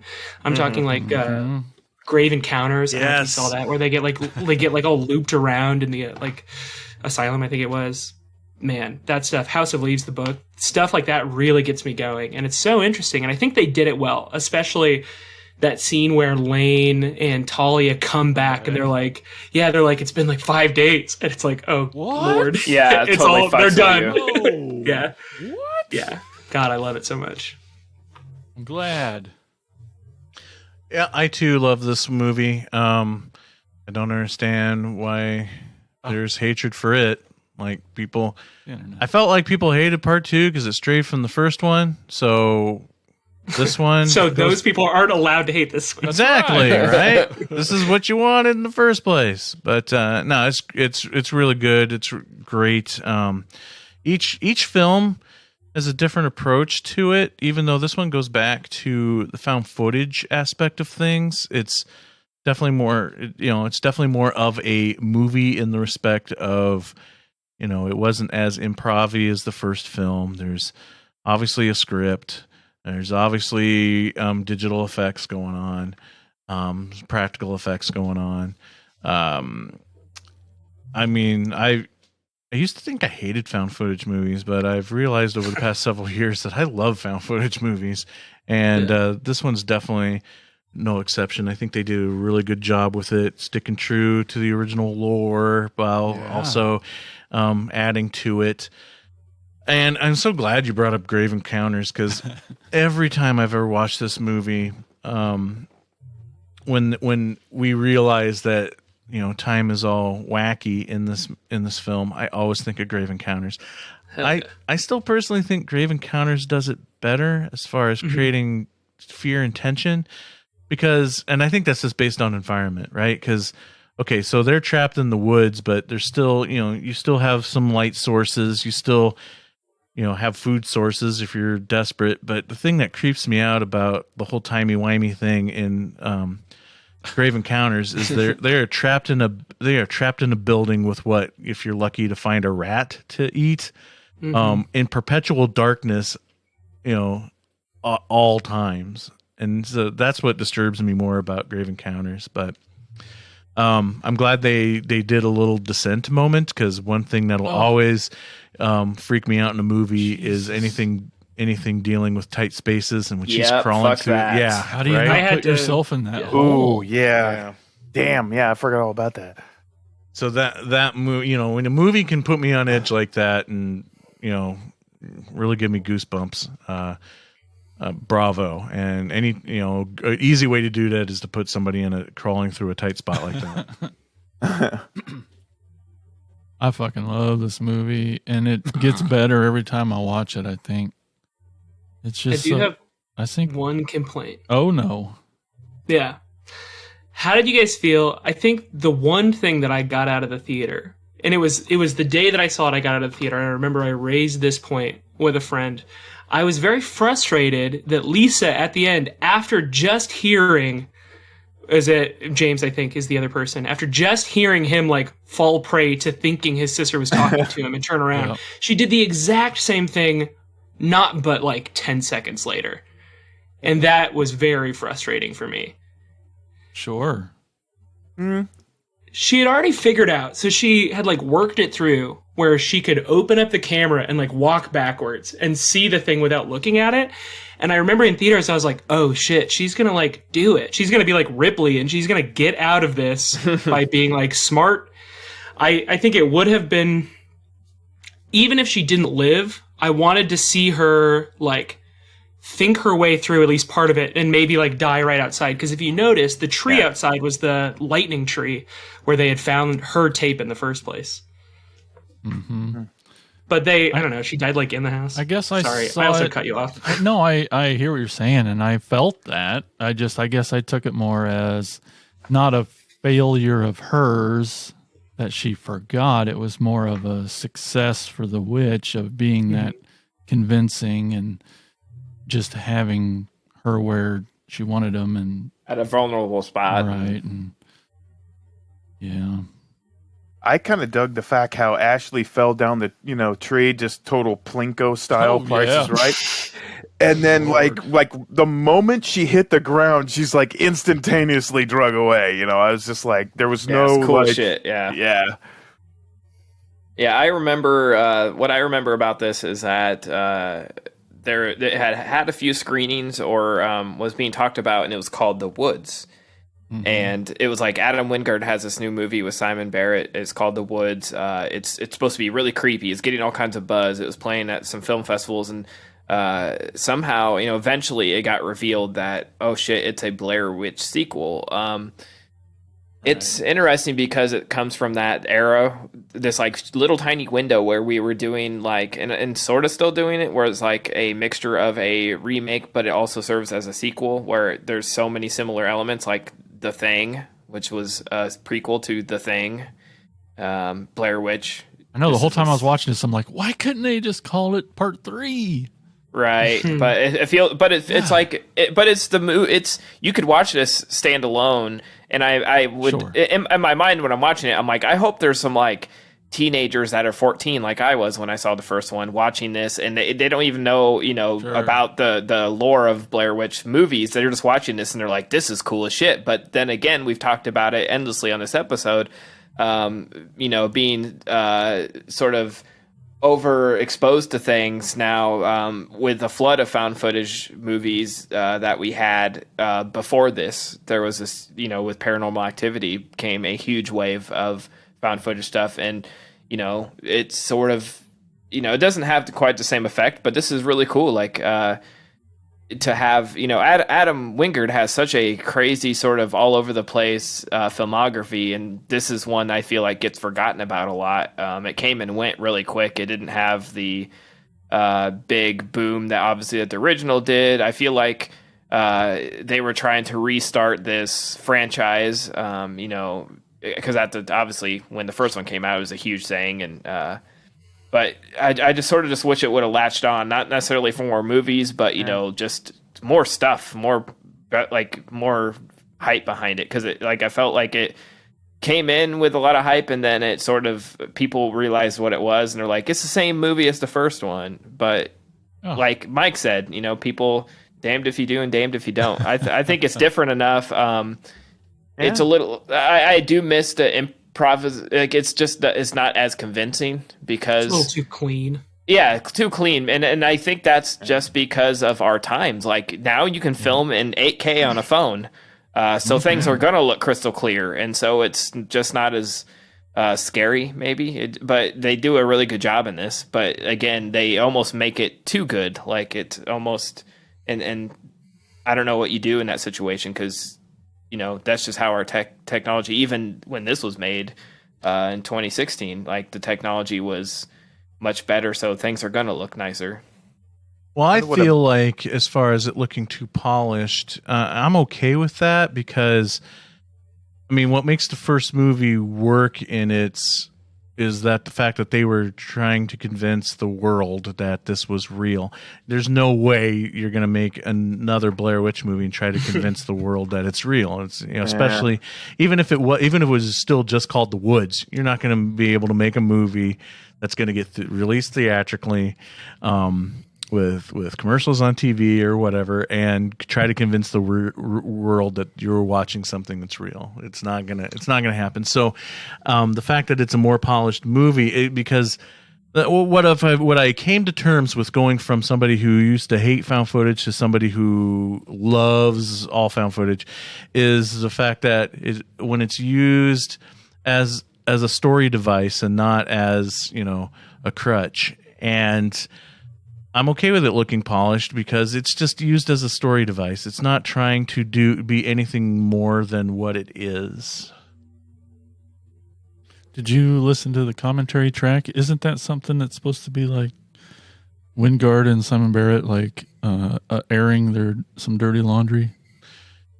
Yeah, I have listened to the commentary track. I honestly don't remember. It's been so long. I listened to it once. I think you're right. We listened to, but at the same time, like I feel like I don't know, because I thought I remembered too listening to it is that they were doing the commentary before the movie even came out, so the hatred hadn't hit yet. But yeah, there was something about the commentary. I don't know. I don't remember. I definitely wanted to defend the camera work in this movie. I know. Shaky cam footage is, some people love it, some people hate it, and I'll happily admit, especially after watching the original and this one, that first one there's some rough fucking moments when it comes to that shaky camera. Like there's some bad stuff. But I thought for shaky camera, this movie is fucking awesome. Yeah. Like when they're in that house, the way that like it's clear that the cameraman's got the flashlight because it's just, if you watch it, it's so fucking fast and on point how the light will move to the right and that camera follows it, not perfectly, so it's not attached to the camera, but that light moves independent than the camera, and it's fucking zipping around. Check that door handle upstairs. What's on the floor? When like the footsteps ran across the ceiling and the flashlight like tracked them across the ceiling. That was rad. It was fucking tight. While I mean, it was like had to be hard as hell to choreograph. I mean, it wasn't just a shaky camera. There was some skill involved in this one. I thought I could tell. I was a little there's some blocking issues where I feel like every character for some reason came into frame from the side at 100 miles an hour, 2 inches away from the camera. Like every character entrance was blocked so that they would just appear directly in front of the camera, which was obviously for jump scares. But after a while I was like, what? Just stand like 3 feet away from each other. You guys will be good. Yeah. As much as I love this franchise, as much as I truly love each and every film in the franchise, I can probably honestly say that making this a franchise is probably a mistake. They had to. They made too much money. They couldn't not make a sequel, and then it was over. Like there's going to be more. Just because, dude, I'm telling you, I know. I'll be the first in line in the theater for Blair Witch. 24. I'm the Blairiest witch. But and would the original's box office be bigger today if they never made a sequel? I think so. So maybe it was a mistake, but I don't know. There's always, no matter what they try to do with this franchise, there's always going to be, the hatred is going to outweigh the love. Because it's so popular. The video game was well received. Was it this good? Is true. This is true. But the video game was awesome. It was the video game wasn't amazing until you like got to the house, and just walking through the front door into the house was like my stomach like churned. It was like, oh, now I have to do it. Oh no. That's cool. So I hope they keep adding stuff like that. I'm down for like, I'll watch another movie. The world is neat. Anything. Yeah. Have you guys heard of a movie called The Burkittsville 7? It's from the year 2000. What is this? I don't know. I found it, Brandy and I found it on IMDb when we were doing research over the weekend for these movies. The guy who plays Rustin Parr in the original Curse of the Blair Witch is also credited as Rustin Parr in this. So I got to figure out what the heck this is. I think it was like 40 some minutes. I don't know I don't know what it is. I don't know. It looks like maybe it's another doc. Maybe did they make another like fake documentary in the theme of Curse of when Blair Witch 2 came out? I don't know, because it's the same year, right? It's Blair Witch 2. Year 2000? 2000. Boy, it's hard to believe they'd really try it again. I don't know. I don't know, but from what I've read, it looks like it's far more focused on the Rustin Parr aspect of the lore than anything else. So I know there's some really good fan films out there on the Instagrams and things. YouTubes. What's yours called again? How do they find it? Oh shoot! I think I sent Tad. It's kind of hard because I sent Tad a link, but it's like, yo, add me as a friend on Instagram, kind of thing. I don't know. I guess if you followed me on Instagram, you'd be able to see it. Yeah, I was gonna say I shared it to Andy and Jason on Instagram, so I think you should be able to just go to his account. I need to check that out. Yeah, I know that. I was just the listeners could. I mean, I could. At God of Hugs, I can hit up that Instagram. Okay. Or throw up a link or whatever. But yeah. Well, cool. It looks like we ran out of movies to talk about. But don't worry, we do have more show to come. When we come back from the break, it'll be time for segments here on the show. Yeah, but before we get to segments, we're going to hear a promo about our podcast network, the Prescribed Films Podcast Network. There is now 26 shows on the network, including the newest show on the PFPN, Rude Horror Podcast, which is a Midwest horror podcast discussing everything horror with movie reviews, play-by-plays, interviews, genre discussions, and so much more. So check them out and all the other shows at thepfpn.com. We'll be right back.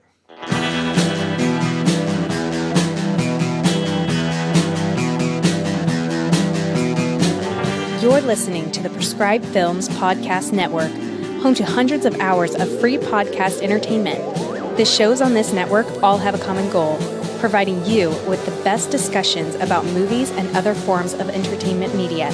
The PFPN hopes to fill your earholes with audio joy. Visit our website with links to all the other amazing shows at www.thepfpn.com. Thanks for listening.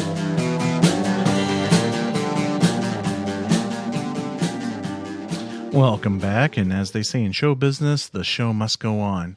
Here's Jason with shout-outs. It's time for shout-outs!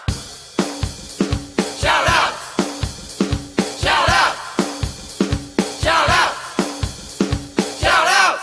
All right, on this episode of Shoutouts, we asked the question, what are your favorite moments from the Blair Witch franchise and or any personal stories tied to the series? Up first on our Facebook page, we have our pal Vito Marchese. Oh yeah, the Geeking Poetic, guys. He says, I am obsessed with the found footage genre, and I do not like the original Blair Witch Project. I actually prefer the Book of Shadows film, even though it's not found footage. I can watch that movie anytime, anywhere. The 2016 Blair Witch I thought was pretty cool. There's a really effective claustrophobic scene at the end. Oh god, there is. Yes. Up next we got Tim Lennerer. He says the main thing that stuck with me 2 decades on is the way that Lionsgate expertly used the early days of the internet for marketing this movie. I knew multiple people who saw little clips of it online without understanding that it was a fiction film, and the marketing team turning a tiny budget horror flick into a must-see cultural event. I was a reasonably early adopter to the idea that this is a Lovecraftian film, too. Scholars who go in search of the unknown, find it, are destroyed by it, and leave evidence of that destruction. The geometry being wrong when they travel in the same direction all day and wind up back where they started. I mean, an alternate title of the movie could have been Film Cans Found in a Deserted House. Right. The Blair Witch has got him. Youch. Okay, up next, Don Anelli says, I wholly enjoy Book of Shadows over Blair Witch Project. So can you pay these shout-outs? Is that what's happening? You might think. He says, the impressiveness of its advertising campaign is really all that the film has going for it, since it's just a bunch of dipshits walking lazily through the woods for 90 minutes. I remember waiting for a big, shocking ending, as that was leaked. It had one before I got to see it, and then being so unimpressed with it, I was actually taken aback when the credits rolled, as I thought I had missed it, rewound it a few times, and still didn't get the big deal. It took me years later on a message board to finally figure out what the point of the ending was, and it was so underwhelming I simply typed in lame as the sole response to actually figuring it out. Book of Shadows is fun, actually has something going on, and has a pretty unique story, which I really like and find quite enjoyable, as I'm a big sucker for dark flashback revelations that explain things while like what it does here. As I explained on the Wingard show, haven't seen the reboot yet, but it's on the list. When I read Don's comment, I think before I watched Book of Shadows, and I kind of went the other way. All that flashback shit kind of got to me. I was like, I don't know if it made me see it more because of his comment or what, but I was like, man, I don't know if I like this form of storytelling. Anyway, up next, we got Mike Murphy with maybe the worst comment so far. He says 3 words: the end credits. Okay. So Mike Murphy, Badass Booze and Body Count, does not like the Blair Witch. All right. All right, over on our Facebook group edition, here comes Brian Clark. Here we go. Here we go. My favorite moment was the one where Mike and I are the only people on the planet who like Book of Shadows. Yeah, that's right. And then Brett from Brett and Tony with Ashley and Abe says, what? Other people like Blair Witch 2 besides just me? Oh, God. Oh, look. What's happening? I actually... Something's wrong here. This is a weird shout out. I was telling those guys that we were talking about the Book of Shadows, and I was just... I knew that was Brett's comment, so I was like, Brett, I'm so sorry for what you're going to hear in a week. Mike did his best to defend it, but Tad was ruthless, and he said, boo to Tad. He says, I won't tell him then that when I was younger, I preferred the second over the first. Oh, that's the third comment. That was a secret shout out, so don't tell anyone that I wasn't supposed to tell anyone that. But anyway, yeah, huh? Right? Rod Hutchison, Attacker Rod says, add another to the list. Oh shit! Woo! Book of Shadows love coming up. I think you're going to have to rethink things. And there's Brian Clark. He says, I'm digging all the Book of Shadows love. We should start a support group. You need it. You need a support group. Oh, and Rod says, thanks for bringing it up. I'm now watching it. Yeah, maybe. All right. Have you heard of those podcasts that do like each episode is like a minute of a movie? Yeah. Minute by minute podcasts. Let's do one about Book of Shadows. You and Brian have a good time on that one. That would be great. I would Tad listen though? Or you'd want him there so he can. Tad has to be on. Break it down. Tad's the skeptic. What do you think he's on this one? All right, moving on. We got Hellberg Sam says, I was under 17 when the movie came out, so I was going to see it with my brother and his friends. Well, at this point in time, our theater required a parent to go into the movie with you. That sucks. I called my dad from the theater upset, so he comes out pissed off. He said 2 tickets, threw his money down on the counter, and just walked out of the theater. They didn't say anything as I walked in with my 2 tickets for one person and joined my brother and his friends. Love this movie, and I still remember looking around the theater and just seeing everyone with their hand up by their mouth or face. It was a great theater experience, although I'm not sure my dad would agree. And then lastly, Rod's back. He says, my favorite part is in Book of Shadows, Blair Witch 2. Go away, Rod. Hey. Says at the beginning when Jeff is talking about how his fellow believers will come up to him and hug him, then it goes into him having been in a mental institution. That's his favorite part. That's where you all belong for what, like in this movie. I know. Gosh. That's how all of us Blair Witch 2 fans are going to be greeting each other now. It's like, I know. I know. I know your troubles. Good Lord. Well, we didn't have anything on Instagram or Twitter, but you can still call in, leave us a voicemail, and we'll play that on the show for your comment. You can call us at 415-952-6857 or 415-95-AOTKP, and that's shout-outs. I'm going to call and leave like a dozen messages under different voices being like, no, Book of Shadows is awful. Do it. There wasn't even a book in that movie. Every fucking comment. All the Tads come around and they say nay. All right. Well, thanks for shout outs there, Jason. You bet, Mike. Now it is time, once again, for recasting with Christian Slater.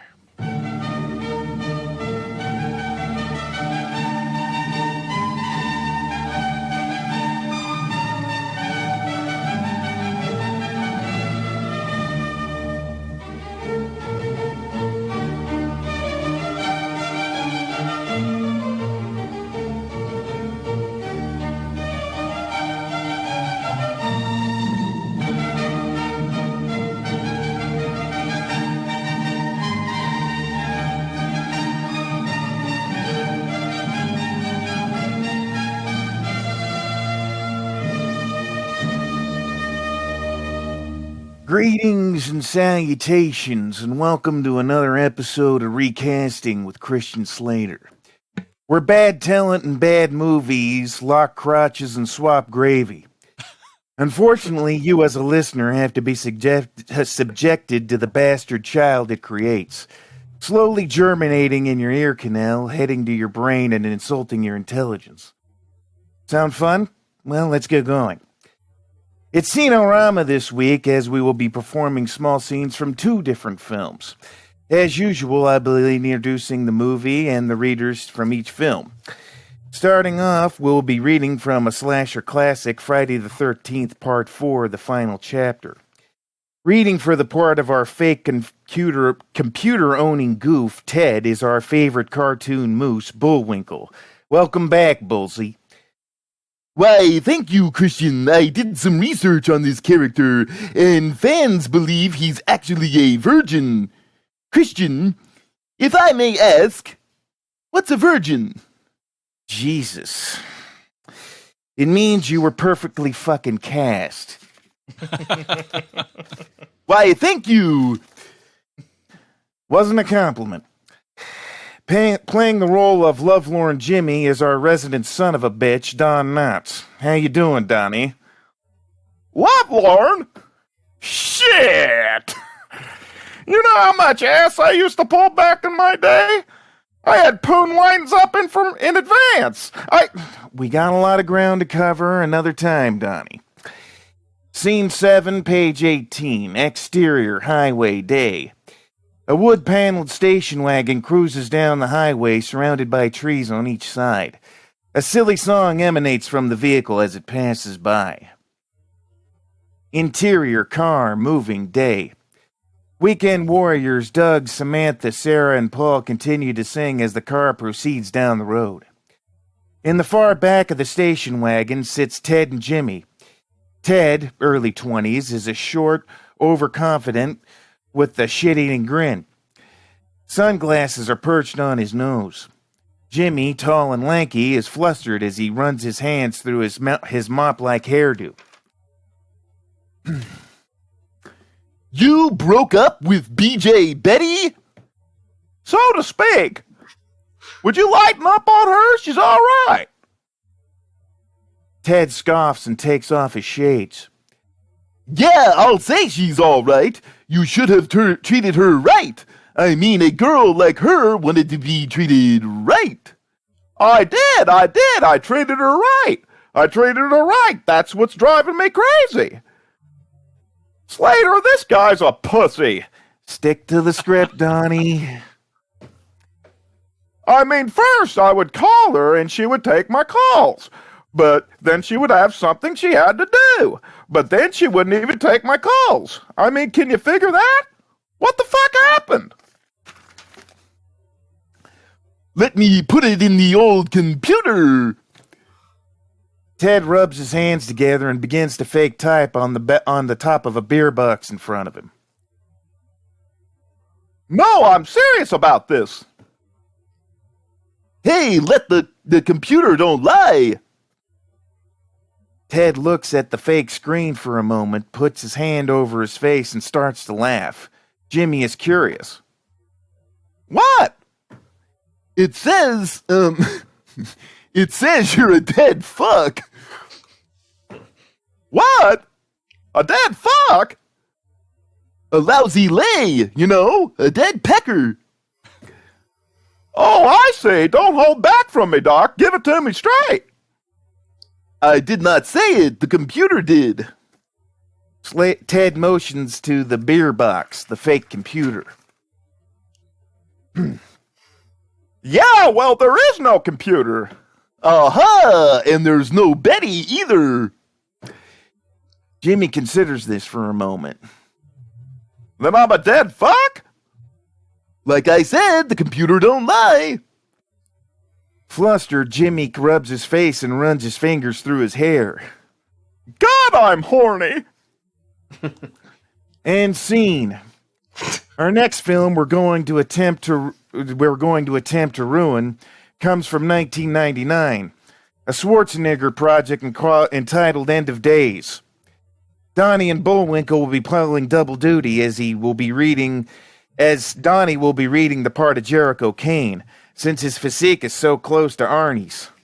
Oh, I'm just pissing my pants over here. You're so funny. Playing the role of Satan himself is Bullwinkle. I don't think I can do this. Just think of your own worst enemy. You mean that sawed-off commie and that skank that's trying to kill me? The fact that you just said that shows me that you're able. All right, end of days. Let's get down. Scene 14, page 75. Interior, Jericho's apartment, night. Jericho trudges through his apartment, weary and tired. He steps towards a counter, grabs a whiskey bottle, and sips. It gets easier when you accept who you are. Jericho spins around and points his pistol at a man, presumably possessed by Satan. He calmly leans against a windowsill. A fallen soul. Tisk, tisk, tisk. Jericho begins to search his apartment, gun still drawn on the man. Door's locked. No windows broken. How did I get in? Who the fuck are you? Oh, I think you know who I am. You just don't want to believe it. The man steps away and begins fishing through multiple medications on Jericho's counter. I took a bullet for you. I protected you. No. You didn't protect me. You just protected this body. Am I getting a pattern here? The man begins showing Jericho the prescriptions. So much pain. Not to be taken with alcohol. Remember that. The man crosses the room and goes to the fireplace mantel and observes some photos. Jericho tracks him with his gun. Pardon me for a second. Need some fucking water.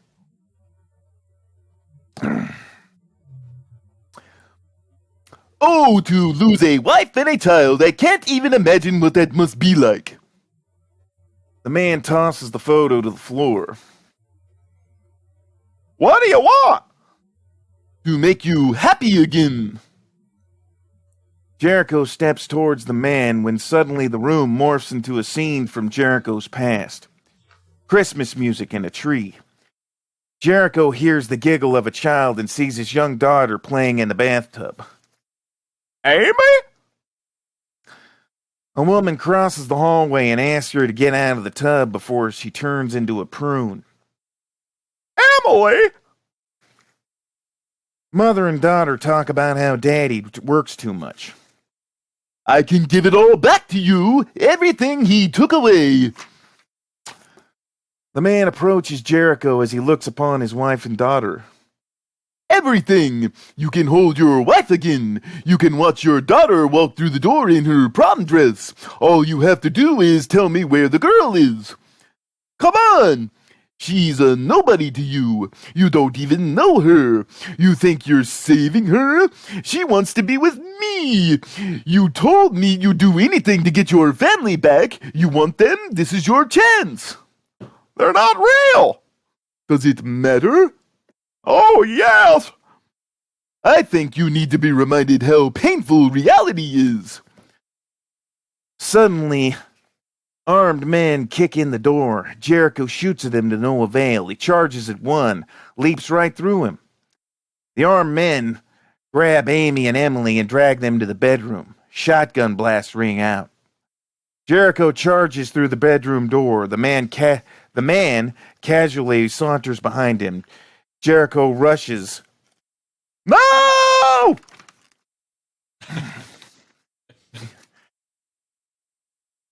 Jericho looks upon the dead bodies of his wife and child, horrified. It wasn't your fault. I wasn't there. You were doing your job. I wasn't fucking there. Oh, look at you, torn apart by guilt. You didn't do anything wrong. You were an honest cop. You didn't take away. You didn't take money. You had to testify against the men even after they threatened your family. And where was God? He could have stopped it, but he fucked you. Then he made you feel guilty. Me? I don't do guilt. I don't do this either. I can make it like it never happened. All for the price of a stranger's address.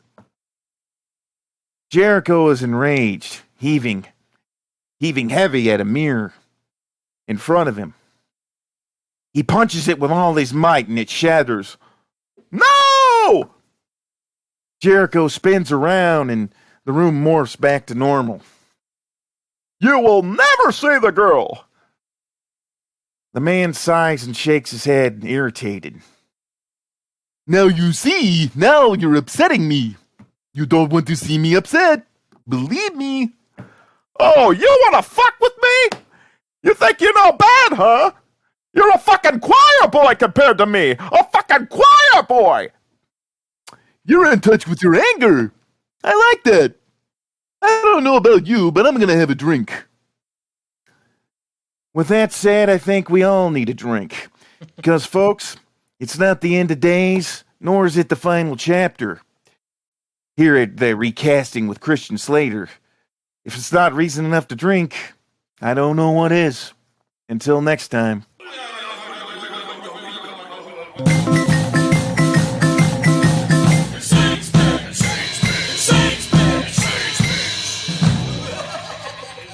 As we continue to travel around the world and search for filmmakers that make films that are Insane's picks, we come to Germany, where during the late 80s through the 90s, several independent filmmakers, frustrated with the censorship laws of Germany, set out to make the most gory, disturbing, vile, and bizarre films ever made, all on a shoestring budget. For this Insane's Picks Hall of Fame, we induct my favorite of those revolutionary cinema craftsmen, Olaf Ittenbach. Olaf Ittenbach is a filmmaker mostly known nowadays for his work in special effects. He was born in 1969 in Germany. He made his first film in 1989 called Black Past. Olaf wrote, directed, stars, and did the special makeup effects for this 1 hour and 25-minute feature shot on VHS about a guy who finds a cursed mirror and a diary in an attic of his new home. The mirror starts giving the guy disturbing and gory visions. Black Past was banned in his homeland of Germany, and he was accused of glorifying violence. His next film was the classic Burning Moon in 1992, also low budget and also extremely gory.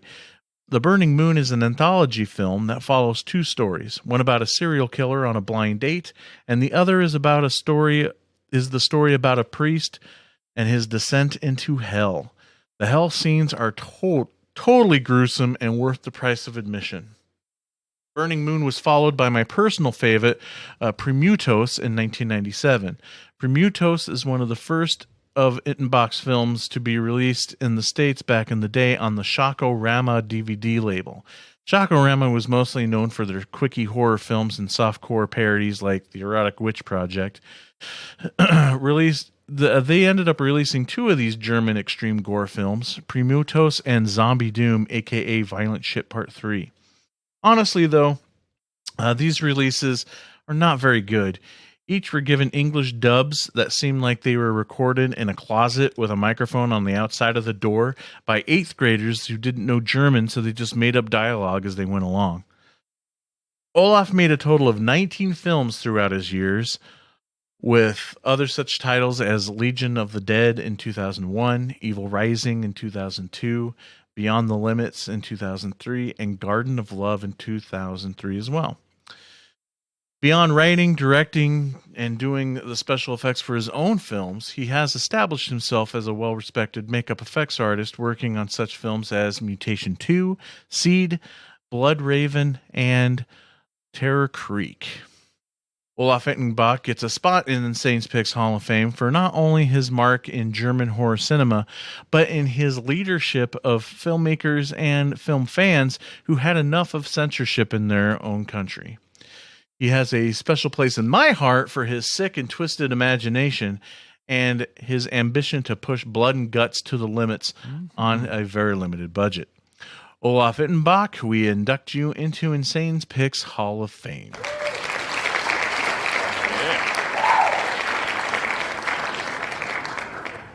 Well, that's a wrap on another episode of Attack of the Killer Podcast. I want to thank our very special guest, Bill Wright. Bill! Thank you. Fun to be here. It was awesome. Good. I'm glad you had a good time. It was definitely awesome getting to meet you, and I definitely hope you had as much fun as we all did. Yeah, tell everyone where they can follow you on the internet. Yep. Absolutely. Let's just do Gotta Hugs on Instagram. That's where I'll probably put another. Honestly, I had a lot of fun last Halloween. I think I'm looking for a new movie to do, a new horror spoof to do next Halloween. So keep an eye out. Awesome. Okay, definitely will. So remember, if you go camping in the woods and you get lost, don't kick your map into the creek. Talk to you all in the next episode of Attack of the Killer Podcast. Oh no, could this be the end of? Wow. Attack of the Killer Podcast. Attack of the Killer Podcast. Attack of the Killer Podcast. Attack of the Killer Podcast. Attack of the Killer Podcast. Attack of the Killer Podcast. Attack of the Killer Podcast. It's the end of the show. See you next time. Do you like to read? Yeah, me too. Well, I've got just the book for you. It's called Iowa Grindhouse by author Brett Royer. It's a double feature, if you will. 2 stories. Okay, here's the first one. It's called Mill Dam Road. A group of friends on their way to a graduation party become stranded on Mill Dam Road. On their quest to find help, they stumble on a house haunted by the memories of one of their own. Will they survive through the night? Second story is called The Litter Monster of Lake Geode. A new nightmare has been released onto Geode State Park, one of our own making. A monster made up entirely of littered trash terrorizes the park, killing anybody that litters. Now, a couple DNR rangers must team up with a hippie girl to stop the monster before it reaches the edge of the park and makes it to town. Sounds awesome, right? Well, you can find Iowa Grindhouse on Amazon on their Kindle or as a paperback. You just search for the author Brett Royer. That's Bretroyer. That's Bretroyer. Check out this double feature of scary stories to make you scream.